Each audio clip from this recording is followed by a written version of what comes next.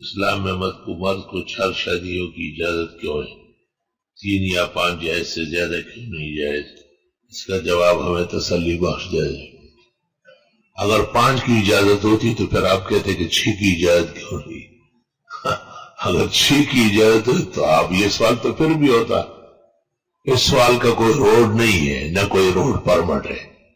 سوال تو ہر طرح ہو سکتے، اللہ تعالیٰ کی حکمت تکوینی ہے کہ 4 سے انسان کا کفایت ہو جاتی ہے، اور یہ اس شخص کے لیے ہے جو ایک سے تسلی نہ ہو، دوسری سے نہ ہو، اور اندیشہ ہو کہ وہ گناہ کا مرتکب ہو جائے، تو شریعت نے کہا کہ گناہ نہ کرے اور جائز راستے اس کو بڑھا کے دے دی۔ فَإِن لَّمْ تَعْدِلُوا فَوَاحِدَةٌ، اگر انصاف ہی نہیں کر سکتے تو ایک ہی بہت ہے۔ باقی 4 شادیوں کو واجب نہیں ہے، اجازت ہے بحسب ضرورت، تاکہ آدمی زنا سے اور دیگر بدعمالیوں سے بچ سکے۔ باقی شیخ رشید علی رضا مصری نے تعدد ازدواج پر ایک بڑی جلد لکھی ہے۔